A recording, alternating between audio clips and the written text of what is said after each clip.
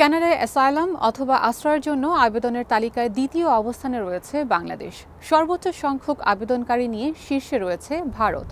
কানাডার অভিবাসী ও শরণার্থী বোর্ডের ওয়েবসাইটে প্রকাশিত একটি তালিকা থেকে জানা যায় এই তথ্য। কানাডায় অ্যাসাইলাম কিংবা আশ্রয় আবেদনের তালিকায় দ্বিতীয় অবস্থানে রয়েছে বাংলাদেশ।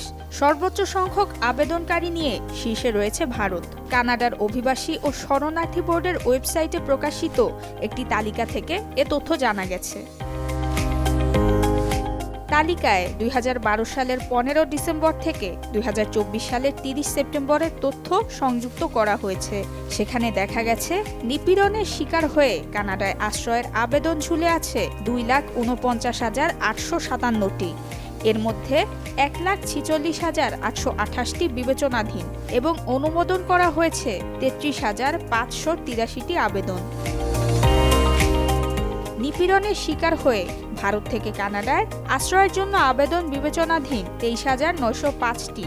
এর মধ্যে ১,৬২১টি আবেদন অনুমোদিত এবং ৩০,৭৮৭টি এখনও ঝুলে আছে।